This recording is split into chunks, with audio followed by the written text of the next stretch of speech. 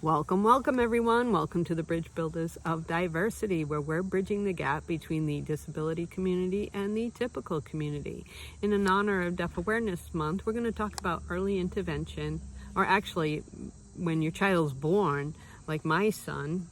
Our state has mandatory testing for hearing loss. Most states do. Yes. As an infant, before you take your precious gift home, they will have their hearing checked and screened for any hearing loss. Mm-hmm. It's an amazing thing that they do, and I'm not really sure the ins and outs of it. I'd love to talk to an audiologist about what they do for these infant screenings, but it has to do with the rate that they suck on a binky in relation to hearing a sound. It's so interesting.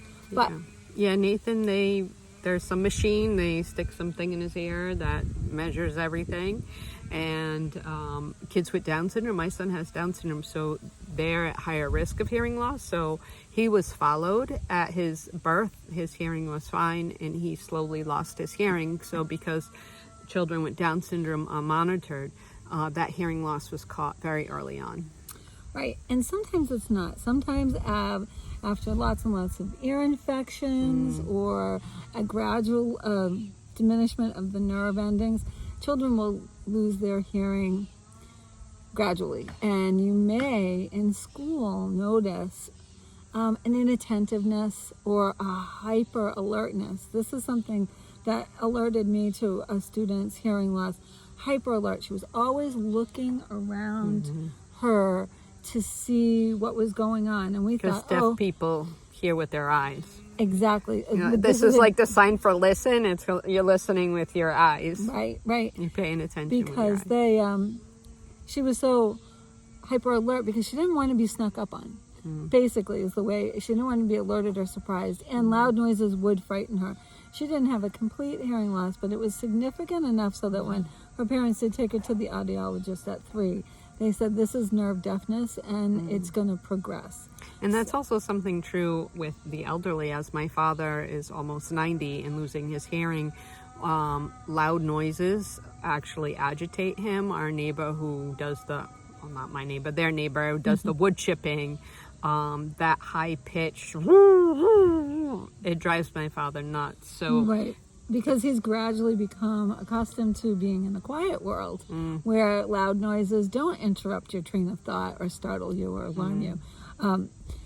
So anyways, back to school. And so if you notice your child is either completely inattentive or hyper aware to the detriment of their ability to focus on preferred tasks. Like this child that I'm thinking of in particular would be playing but could not stay with the game or the activity long enough because she was constantly checking around the room to see what was happening. And when I told her parents about that, I said, I think that might be a sign of hearing loss. Well, sure enough, it was. So those are two things that you could bring to your pediatrician if you have a concern about your child's hearing. Also, repeated ear infections early in life can cause conductive hearing loss. Conductive hearing. Thanks for finding that word for me.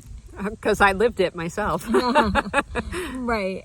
So mind those ear infections. Stay on top of it. Communicate with your pediatrician, with that ear, nose, and throat specialist to see if your child might need tubes, because it's not uncommon for those eustachian tubes in the ear to not be developed enough to drain the fluid fully, so that the hearing and speech is clear. And the hearing is clear, that can garble and affect speech development because they're not hearing the phonemes clearly, so they may not be able to produce those sounds themselves. Right. So just something to think about. Early intervention is invaluable for children with hearing loss, even if it is a gradual loss or a slight loss. It can affect their ability to form speech sounds. Yeah. And don't forget to like, share, and subscribe to our channel. Please comment below. Subscribe right now. We would love to hear your story. If you have a story of discovering hearing loss at a different time, something that you weren't prepared for, or if an infant screening for hearing loss helped you and your child, we'd love to hear about it, because we're trying to put together a video of just your stories. because Absolutely. you're part of this too. We're building this bridge for everybody. Thank you so much. Like, share, and subscribe. That's Nathan. Hey, Nate. All right, everyone. Thank you. We appreciate you. Okay.